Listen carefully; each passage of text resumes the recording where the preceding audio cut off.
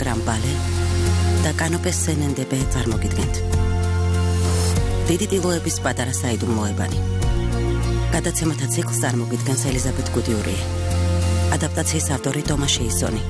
თხრობელი კლემანტინ სელარიე. კარლოს ფრანკლინის ფილმი. ბანაობა ანიერში. 1884 წელი. ჟორჟ სერა. Asnières, à la fin du XIX საუკუნის se donne ანიერის ზღვისპირა კურორტად ითვლებოდა. Les bords de Seine მდინარე სენის ნაპირზე ნავით გასასეირნებლად მშპოთვარე ბრბო იკრიბებოდა. მენავეთა კლუბის საოცარი ადგილია. შატო იგივე რესტორანი, საშუალო ფენის საყვარელ ადგილად, ცეკვებისა და მხიარული საღამოების სავანედ ითვლება. აქ პარიზის პრეფექტისთვის ესოდან არასასურველი მეძავებიც კი თავშესაფარს ეძებდნენ. 1883 წლის ზაფხულის კვირადღეს მზიანი ამინდია და მრავალი პარიზელი მატარებლით ომნიბუსით ან ტრამვაით ანიერში გასართობად მიემგზავრება.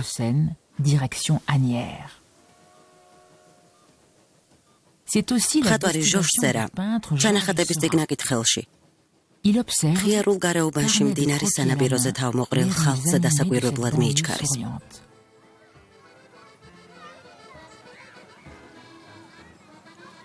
კვირიდან კვირამდე პარიზში, შაბროლის ქუჩაზე მდებარე თავის სამხატვრო სტუდიაში, სერა სახელდახელოდ ჩახატულ დეტალებს იყენებს დიდი დილოს შესაქმნელად, რომლის სახელია ბანაობა ანიერში. რას ვხედავთ? ჩვეული კვირადღის კადრი, რომელზეც მოცურავენი და მენავენი ჩანა. თუმცა სტილიზებული, გაყინული ფიგურები უძველესი ძეგლების მსგავსად გახევებული არიან. კლასიკური წესის მიხედვით აგებული ეს ჩვეულებრივი სცენა ინტენსიურად ვიბრირებს. ახლოდან დაკვირვებისას შეამჩნევთ, რომ ფერადი შტრიხების დაპირისპირებით სურათი უჩვეულოდ ნათელია. ამ ფერადი შტრიხების გამოყენება მოგვიანებით კი წერტილებად გარდაქმნა სერას დიადი გამოგონებაა. მაგრამ ამაზე მოგვიანებით. ახლა კი კარგად დავაგვერდეთ სურათს. რას გვეუბნება ის? პასუხის მისაღებად დილოს ელემენტები და მათი მოძრაობა უნდა შევისწავლოთ. ამოხსნათ სურათის საიდუმლოება და გავიგოთ, რას გვიყვება ქალაქის, ქვეყნის, ეპოქისა და მხატვრის შესახებ. სერა ხატავს კაცსა და ყმაწვილებს, რომლებიც ბანაობენ და ერთობიან. მათ შორის არიან უბრალო მუშები და ისინი, ვინც სენის სანაპიროს გასაგრილებლად და დასამშვიდებლად ესტუმრნენ. საით არის მათი მზერა მიმართული? მოწითალო ძაღლსაც კი ყურები აქვს დაცქვეტილი, თითქოს მზადაა ადგილიდან მოწყდეს. ალბათ რეგადას, ან ნიჩბოსანთა შეჯიბრს უყურებენ, ან გადაღმა რაღაცას აკვირდებიან. გაღმა მხარეს გრანდ ჟატის კუნძული, სადაც კვირაობით ფეხით მოსიარულენი სეირნობენ და ხის ჩრდილში ნებივრობენ. მათ მსგავსად, სერაც თავისი მომდევნო ნამუშევრის ობიექტებს აკვირდება.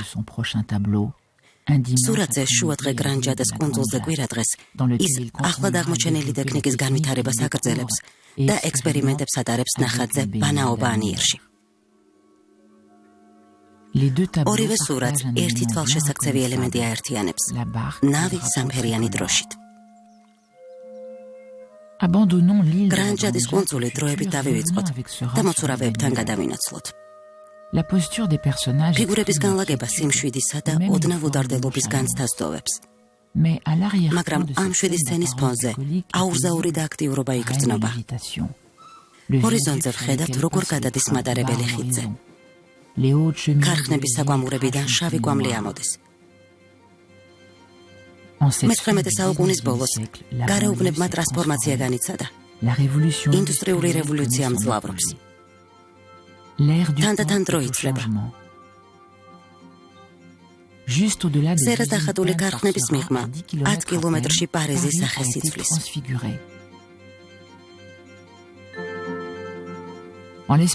ხატვარი ქალაქის გასაოცარი ცვლილებების შემსწრე გახდა. არქიტექტორმა და ქალაქის დამგეგმავმა ჟორჟ ეჟენ ოსმანმა 26 ბულვარი და ასობით იდენტური შენობა ააშენა. ხიდების რაოდენობა გაზარდა და ახალი საზოგადოებრივი დაწესებულებები შექმნა.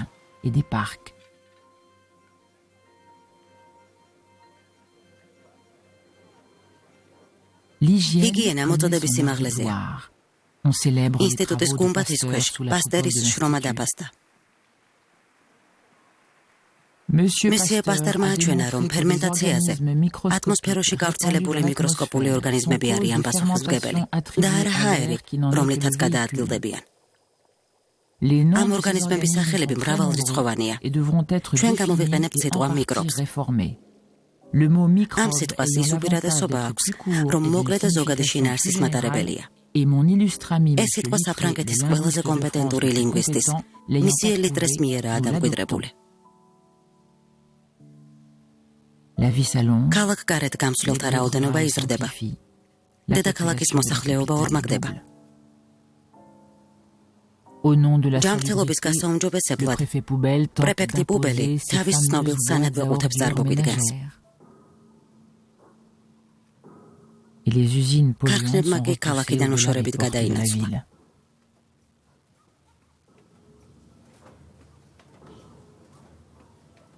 თუმცა მეტრის მეორე მხარეს ინდუსტრიული გარეუბნების სიღარიბე წარმოადგენდა. მუშებს ქალაქის ბოლოში დროებით ქოხმახებში მოუყარეს თავი.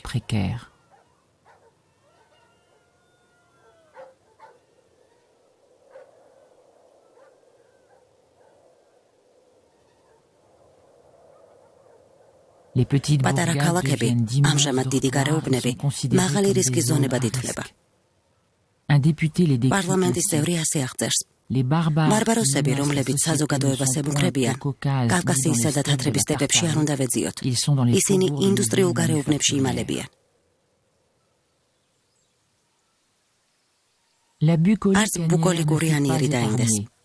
კონკურენტი მატარებლების გამო 1848 წელს მენავეებმა სარკინიგზო ხიდი გადაწვეს.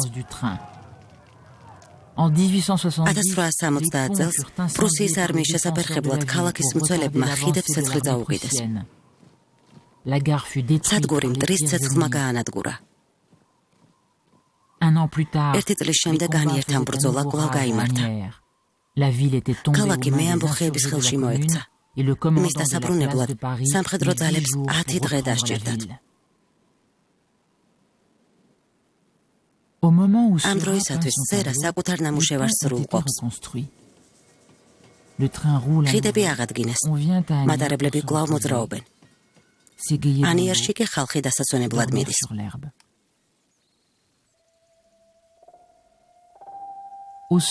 სერას ფერწერული ტილოს ცენტრში ახალგაზრდა ბიჭი ხვდება თვალში. ზურგში მოხრელია, მხრები ჩამოშვებული აქვს. რელაქსირებული პოზაა თუ დაღლილობა. იქნებ იმ მხრჩოლავ ქარხანაში მუშაობს, რომელსაც უკან ხედავთ. შესაძლოა. მუშაობას ხომ ადრეული 10 წლის ასაკიდან იწყებენ. სამუშაო დღე გრძლად ეჩვენება.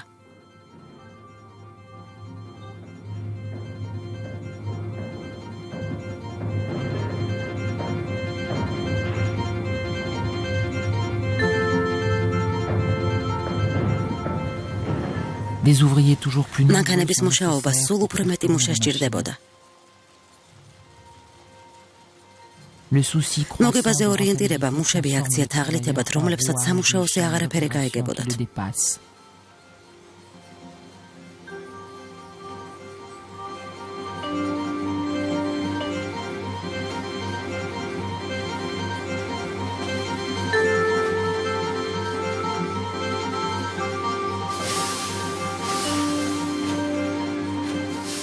ახალ ქარხნებში საშინელი ხმაურია. ზაფხულში ტემპერატურა მაღალია, ზამთარში ყინავს.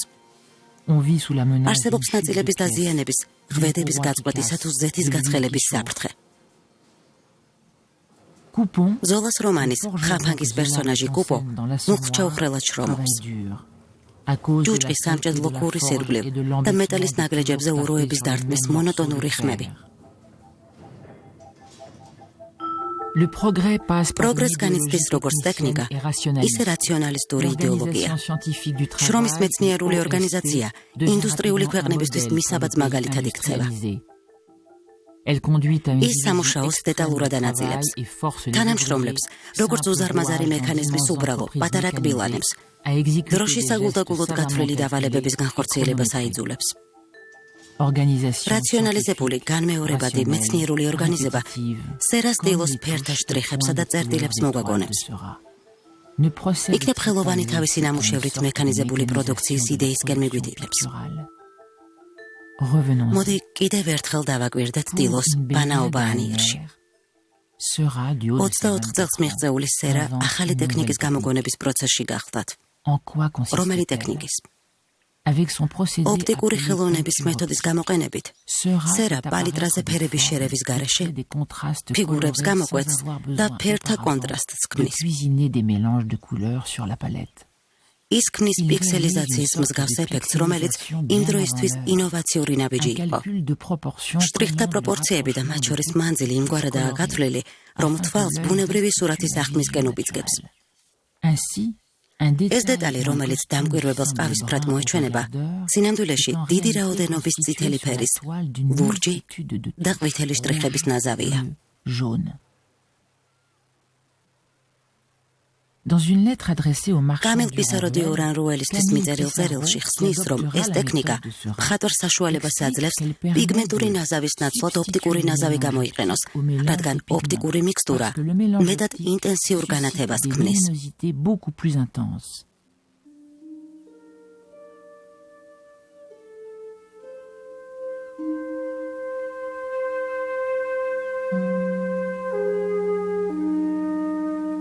სწორედ ამ ტექნიკაზე ვისაუბრებთ. სერამ თავის ტილოში ეჟენ შევრეის ჰარმონიისა და ფერთა კონტრასტის პრინციპები ჩააგზავნა.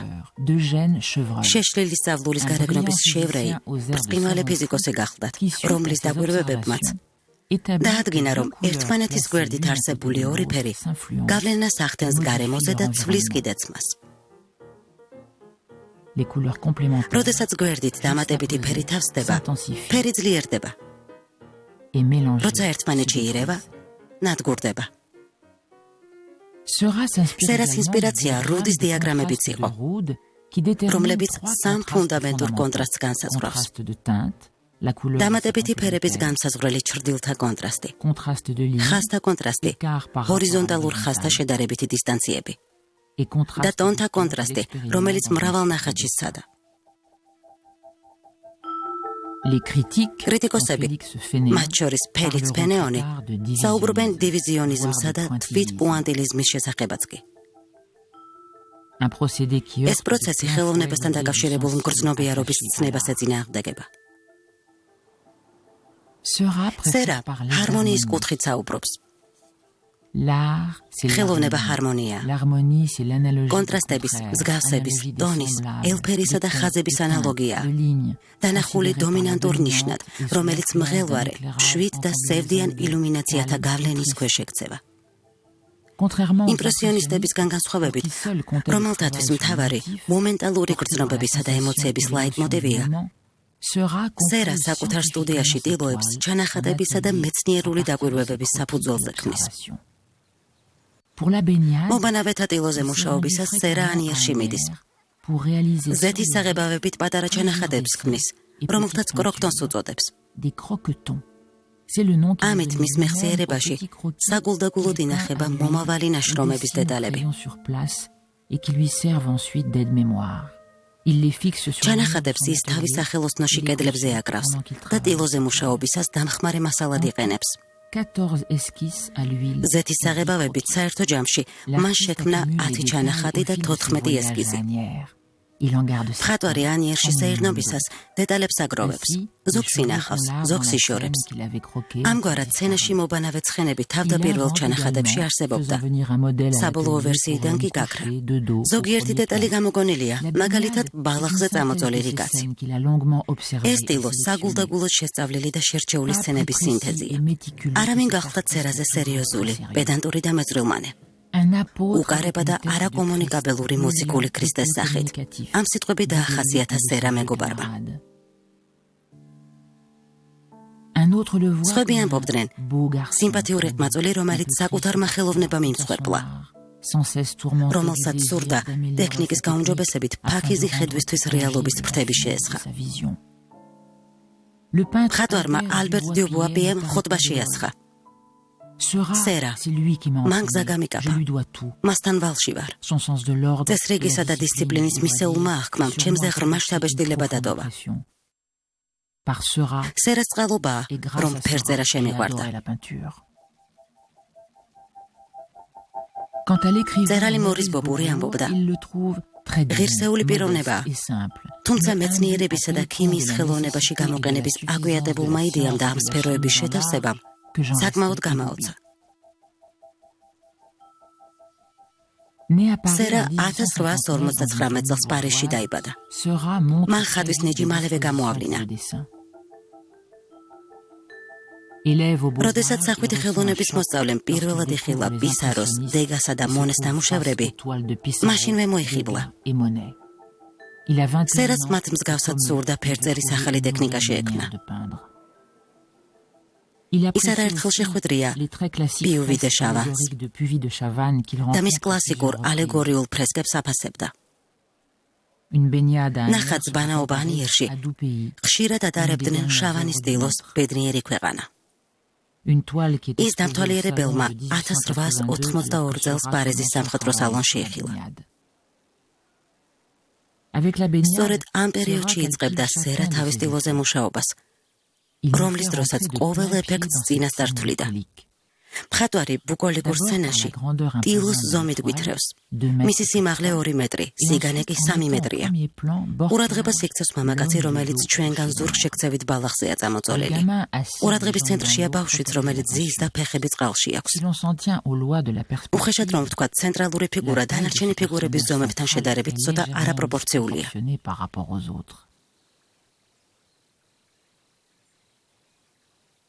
ოდნავ ამოზნექილი ბალახიანი სანაპირო დაკვირვების წერტილი ხდება.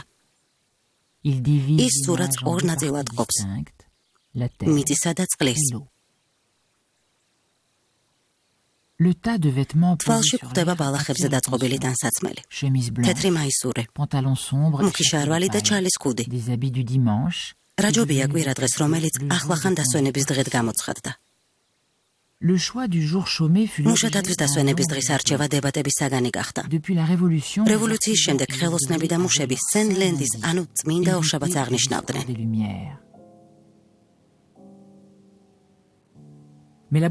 საშუალო ფენა და ეკლესია ამ იდეას ეწინააღმდეგებოდა.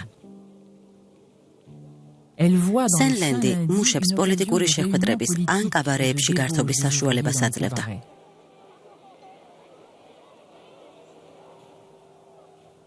ამგვარად იდეოლოგიურ საფუძველზე მასების დღე დასვენების საყოველთაო დღედ იქცა.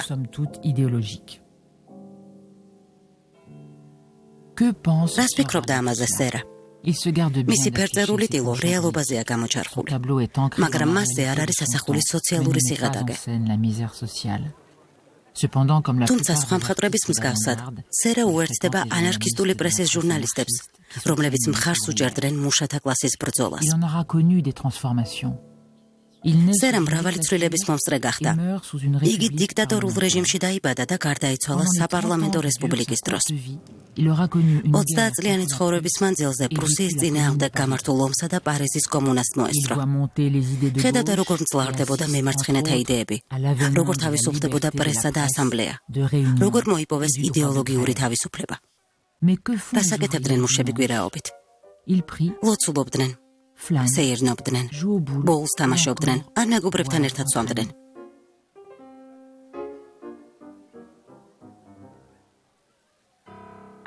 პარიზში, მთავარ ქუჩებში, ახლად გაყვანილ გზებზე, კაფეტერასების გაყოლებაზე ცხენებით სეირნობდნენ. ზოგს ბალახზე სადილობა და ოჯახთან ყოფნა ერჩია. ზოგი კი სერას ტილოზე გამოსახული პერსონაჟების მსგავსად ქალაქიდან გადიოდა და საცურაოდ, ნავით გასასეირნებლად ან სათევზაოდ მიდიოდა.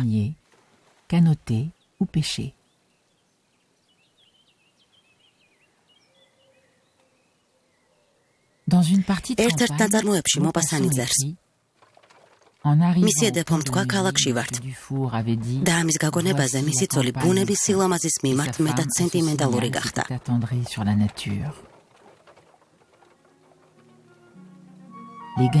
სენის სანაპიროსთან მდებარე კაფეები ღია ცის ქვეშ ყოველთვის ხელმძღვანელობით გამოირჩევა. აქ ისინი მეგობრებთან ერთად დასალევადან გასართობად იკრიბებიან. იქნებ სასადილოდაც კი, მაგრამ უმეტესი მათგანი საცეკვაოდ მოდის. მუშაკალებისა და კაცებისთვის კვირადღე საშუალებაა გვერდზე გადადონ თავიანთი სამუშაო დასაწყელი. ღარიბები თავიანთ ყოველდღიურ ტანისამოს რამდენიმე აქსესუარით, შალით, მოხარგული ძინსაფრით ან ჩალის ქუდით ახალისებდნენ. სერას ნახატზე ყველა ტიპის ქუდია წარმოდგენილი. ჩალის, ზარის მსგავსი ქუდები, ქვაბურა. რაც მიგვანიშნებს, რომ სენის სანაპიროზე განსხვავებული სოციალური ფენის ადამიანები იყრიდნენ თავს. აშკარად ხედავთ, რომ მთავარი ფიგურის გვერდით ბალახზე ჩალის ქუდი დევს. იმ პერიოდში ცურვისა და წყლის მოყვარულებში ის ძალზე მოდური გახლდათ. ზოგი მელავის ბრტყელი, ფარფლებიანი ქუდი ბავთით იყო მორთული. პირველი პარიზელები მეზღვაურთა თავსაბურავებით იყვნენ შთაგონებულნი და მსგავს ქუდებს სცენაზე სეირნობისას იყენებდნენ. ეს მამაკაცის საზაფხულო ქუდია. რენუარმა ის დახატა ფერზე რულტილოზე საუზმე მენიჩბეთა წრეში.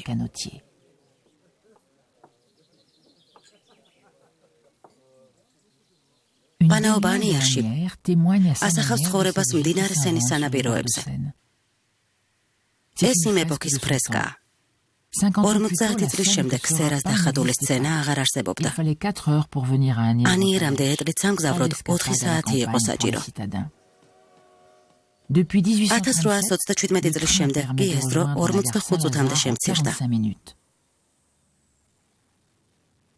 როდესაც სერა ნახატზე მუშაობდა, სარკინიგზო ქსელის დიდი ნაწილი აშენებული იყო და გარეუბნები სწრაფად ვითარდებოდა. შესაბამისად, სახლსა და სამსახურს შორის მანძილის გაზრდა შესაძლებელი გახდა.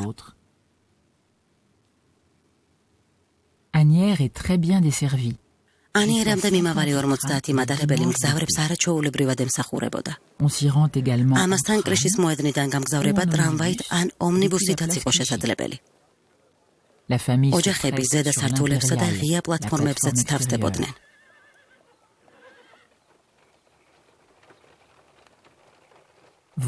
მესამე კლასის მგზავრობა ხმაურისა და მუჯლუგუნების გარემოცვაში.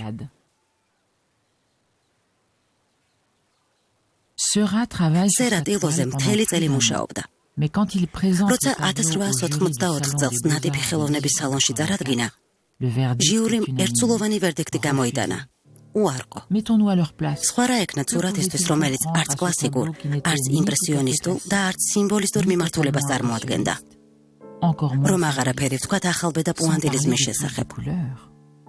სერას სამხატვრო სალონიდან გარიცხულ სხვა მხატვრებთან ერთად უფლება მისცეს ნამუშევრები ტიულრის სასახლის გვერდის შენობაში გამოეფინა.